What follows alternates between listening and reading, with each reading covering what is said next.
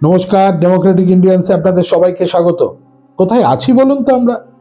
প্রতিদিন ধম্ম ধম্ম করে গোটা দেশটা যেন রসাতলে যেতে বসেছে। এই শুনলাম দীঘায় আবার জগন্নাথ মন্দির তৈরি হচ্ছে, হয়ে গিয়েছে অবশ্য, উদ্বোধন খুব সামনেই।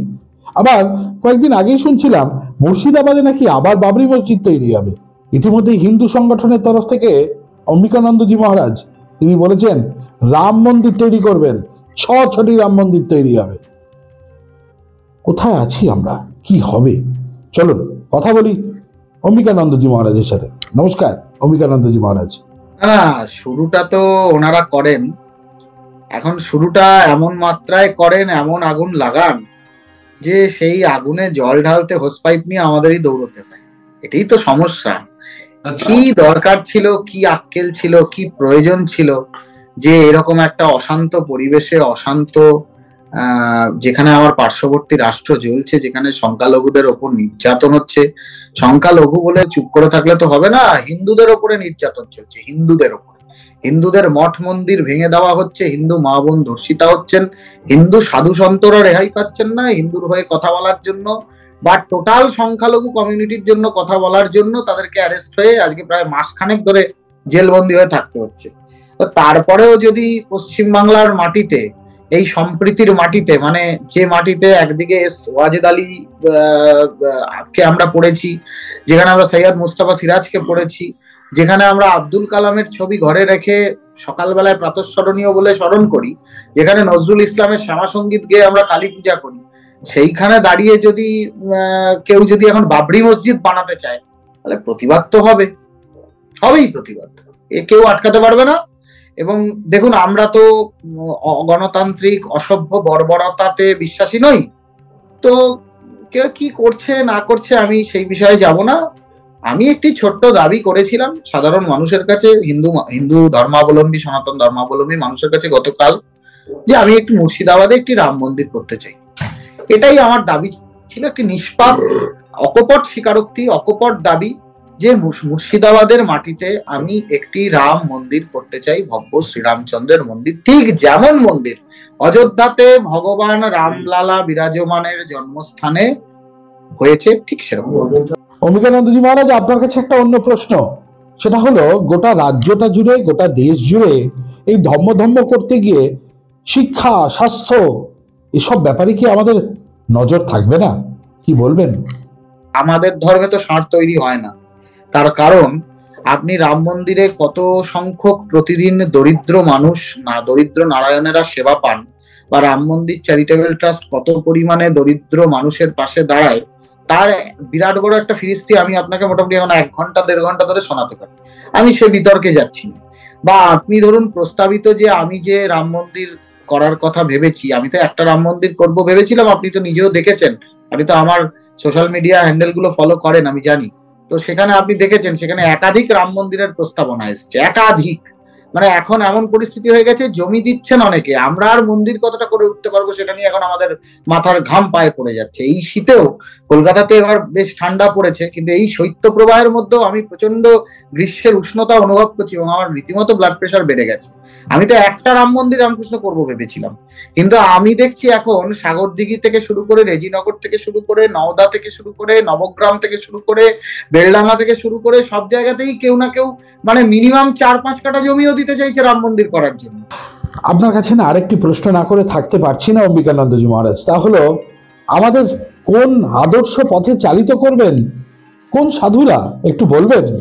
তারা তো রাজনীতির অঙ্কে রয়েছেন, কি বলবেন তাদের? আগে তো সাধু সমাজ বিভিন্ন রকম ছিল, নৈয়ায়িক সাধু, তার্কিক সাধু, জ্ঞানী সাধু, পণ্ডিত সাধু, বিদগ্ধ সাধু, হ্যাঁ, কেউ ভাবের কাঙাল সাধু, প্রেমিক সাধু, এরকম ছিল। আমাদের রামকৃষ্ণ মঠ মিশনে প্রচুর ভাবের সাধু, প্রেমিক সাধু আমি দেখেছি, অনেক বিদ্বান পণ্ডিত সাধুদেরকেও আমি দেখেছি। আজকে সর্বপ্রিয়ানন্দ থেকে শুরু করে স্বামী সর্বজ্ঞানন্দের মতো সঙ্গীত শিল্পী সাধুদেরকেও আমি দেখেছি। আমি ভারত সেবাশ্রম সঙ্গে কার্তিক মহারাজের মতো একজন কর্মযোগীও দেখেছি, যিনি রাজনৈতিকভাবে অনেক বেশি সচেতন। আবার দিলীপ মহারাজের মতো, স্বামী বিশ্বাত্মানন্দজির মতো একজন খুব সুন্দর সুচতুর ভাবে টোটাল ভারত সেবাশ্রম সংঘ কিভাবে পরিচালিত করতে হয় সেই মানে নীরবে নিভৃতে পর্দার আড়াল থেকে একদম চাণক্যের মতো পরিচালনা করার মতো একজন জ্ঞানী পণ্ডিত সাধুকেও দেখেছি, আমি মোরাল ভাইকেও দেখেছি। হ্যাঁ, আদ্যাপীঠকে তিনি যেভাবে উন্নতির শিখরে নিয়ে গেছেন আপনি তো তার অনেকটাই সাক্ষী। তো স্বাভাবিকভাবেই সেই পরিস্থিতিতে দাঁড়িয়ে এখন সাধুদের মধ্যে আবার অনেক রকমের ব্যঞ্জনা হয়েছে। কিরকম ব্যঞ্জনা জানেন তো? এখন সাধুরা অনেক রকম। এখন সাধুরা বিবাহিত সাধু, অবিবাহিত সাধু ইত্যাদি অনেক রকম ব্যাপার আছে। সাধুর কোনো জাত হয় না, এটা আমি ব্যক্তিগতভাবে বিশ্বাস করি। কিন্তু সাধু যখন একটা কমিউনিটিকে রিপ্রেজেন্ট করে, একটা সম্প্রদায় বা একটা পরম্পরার প্রধান হয়ে বসে, তখন তার সন্ন্যাস, তার মঠান্যায়, তার পরম্পরা, তার কৃষ্টি, এগুলো তো অবশ্যই আলোচ্য বিষয় থাকবে, এগুলো নিয়ে তো আলোচনা হবে। সাধু যদি সাধুচিত কাজ করেন, সাধুর কাজ কি? আত্মান মোক্ষার্থম জগদ্ধিতায় হচ্ছে স্বামী বিবেকানন্দ স্পষ্ট দেখিয়ে গেছেন অদ্বৈত বেদান্তের পক্ষ থেকে। সাধুর কাজ তো 3 মিনিটে বশীকরণ, ব্ল্যাক ম্যাজিক বা 5 মিনিটে স্তম্ভন বিদ্বেষণ করা নয়।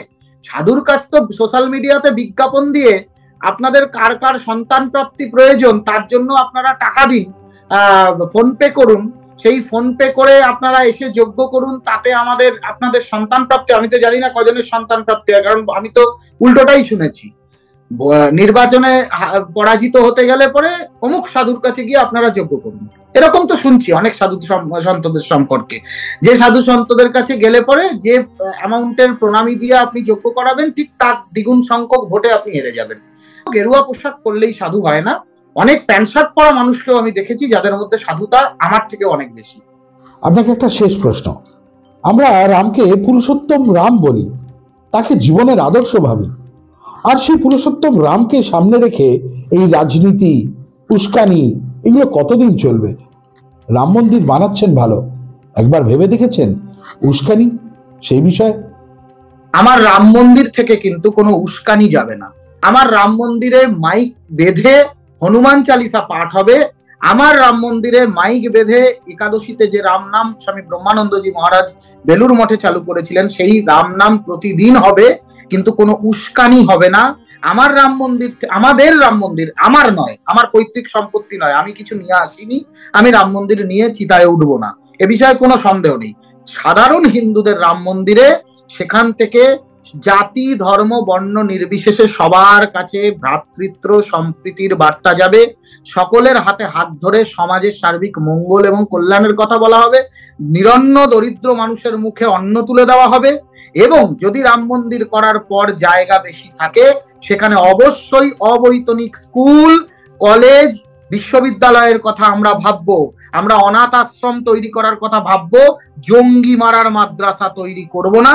তবে হ্যাঁ, যদি আমার মন্দির ভাঙচুর করতে কেউ আসেন, মন্দির ভাঙার বার্তা আসে, তখন সেই মন্দির ভাঙার বার্তাটা কিন্তু আমরা, মন্দির ভাঙাটাকেও কিন্তু আমরা পাল্টা কাউন্টার করব।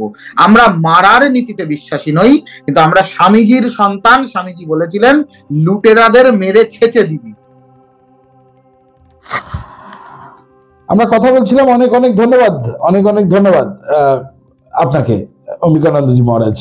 আমরা এতক্ষণ কথা বলছিলাম অম্বিকানন্দজি মহারাজের সাথে, শুনছিলাম তিনি কি বলছেন, তার ভাবনা চিন্তা।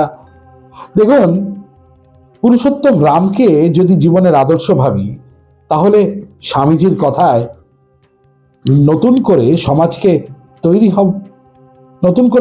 তৈরি হতে হবে বই কি। নতুন করে সমাজকে তৈরি করার দায়িত্বটা ঠিক কাদের, কিভাবে? শিক্ষা, স্বাস্থ্য, সেদিকে কবে নজর পড়বে?